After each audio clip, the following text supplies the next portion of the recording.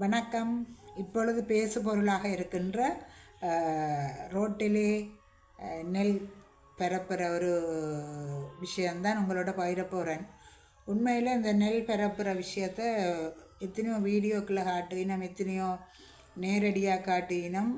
நீங்களே சொல்லுங்கள், இவ்வளவு நியாயமான தூரம், ஒரு மீட்டர், 1 கிலோமீட்டர், 2 கிலோமீட்டர் இல்லை, தொடர்ந்து இடையில எந்த இடைவெளியும் இல்லை. அப்படி என்றால் ஒரு பக்கத்தால் ஒரு வாகனம் போனால் 2 பக்கத்தால் போய் ஆக்சிடெண்ட்டு சும்மா சுமையாக நடக்குது.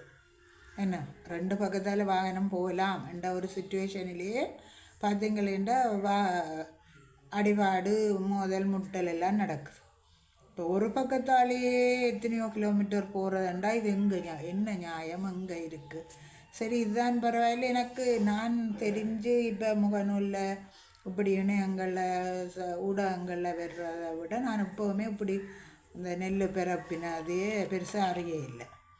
சும்மா பிறப்புறது தான் ஒரு கொஞ்சம் இப்படி பிறப்புறது இல்லை. நான் நினைக்கிறேன் இப்போ காப்பீட் பீதி போட்டால் போல் பிறப்பலாமன்ட்டு எல்லோரும் நெல் விதைக்கிறாங்களா என்னவோ எனக்கு தெரியல. ஆனால் நாங்கள் விவசாயியை மதிக்கிறோம், விவசாயத்துக்காண்டி பாடுபடுற அந்த கரங்களை மதிக்கிறோம். அவர்கள் இல்லாட்டா நாங்கள் நெல்லரிசி சோறு சாப்பிடல, அது எல்லாமே தெரியும், எல்லாருக்கும் தெரியும். ஆனாலும் இது ஒரு அனர்த்தத்தை ஏற்படுத்துகிற விஷயங்கள். அதை சிலர் கொமெண்ட்ஸை விவசாயியை தூக்கி போட்டுக்கொண்டும் நீங்கள் மெதுவாக போங்க, ஒரு பக்கத்தால் போங்க, 1 கிழமைக்கு போனால் என்ன குடியோ முழுவிடுமெண்டா, இது என்ன வீட்டு விஷயமா ஒத்தி போட அல்லது மாற்று வழியை தேடிக்கொள்ள? அதுக்கு அவை என்ன பள்ளத்துக்குள்ளால் வயலுக்குள்ளால் போகிறதா? அப்போ அந்த அரைவாசி அது விஷயம் வேறு. அதுகள் பாவங்கள் ஏதோ போட்டு காயப்படுத்தி எடுக்குதுகள், அடிபடுறாக்கள் ஃபீல் பண்ணிங்கன்னா இடையில் உள்ள ஆக்களுக்கு பெரிய ஒரு வயிற்றுச்சல். இடையில் உள்ள ஆக்கள் போடுற கொமெண்ட்ஸை பார்க்க மண்டை பிளாக்குது. அவை வீட்டை இருந்து போடுற கொமெண்ட்ஸ் தானே.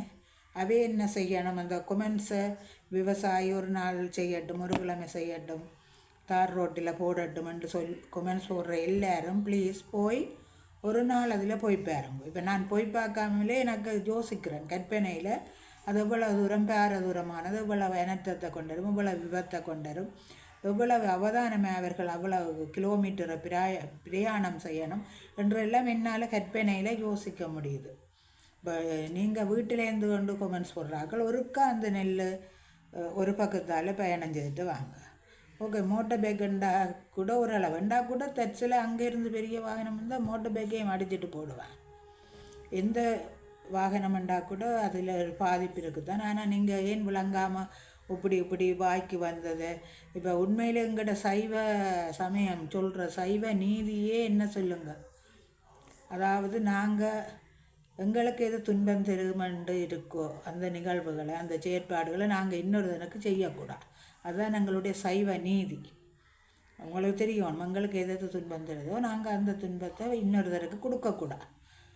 அதை யோசிச்சிங்களேண்டா இந்த தேவையற்ற கொமெண்ட்ஸை அப்படியெல்லாம் வாய்க்கு வந்த மாதிரி போட. நாங்கள் விவசாயிகளை மதிக்கிறோம், விவசாயிகள் இல்லாட்டா எல்லாமே எல்லாருக்கும் தெரியும். ஆனாலும் அப்போ இது அவரவர் என்ன செய்யலாம் இதுக்குன்றது எல்லாருமே கண்மூடி கொண்டிருக்க. நாங்கள் கொமெண்ட்ஸை போட்டு என்ன காண போகிறோம்? உரியவர்கள் உரியவாறு நடவடிக்கை எடுக்கணும், உரிய விவசாயிகள் தங்களோட நெல்லை பாதுகாக்கணும். இப்போ பாருங்கள், இந்த மழை வந்து மழைக்கு கூட அவர் நல்ல விதமாக சொன்ன பிரதிபராஜா அவர்களையே கேவலப்படுத்தின சமூகம் தான் இது.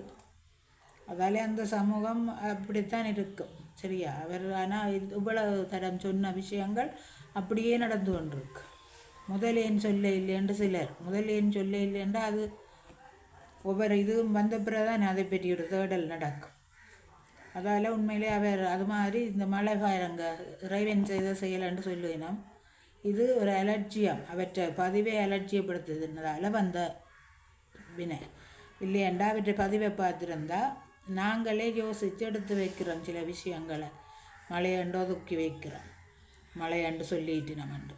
அதே என் விவசாயிகள் யோசித்து கட்டி வைக்கல. பார்த்திங்க, அந்த மழைக்கு நினைது, யானை சாப்பிடுது, இப்படியே போகுது. எல்லாம் எங்களோட மனதை பொறுத்தது தான். நாங்கள் பதிவிடுற விஷயம், நாங்கள் யோசிக்கிற விஷயங்கள் எல்லாம் இப்போ நல்லதை சிந்தித்தா நல்லதே நடக்கும்.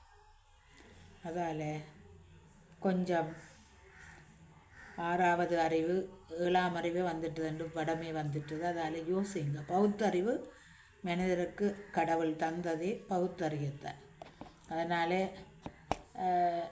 என்னுடைய ஒரு ஆதங்கம், அதனால தான் இப்போ ஒரு இரவு நேரத்தில் கூட நான் அதை கதைச்சி விடுறேன்.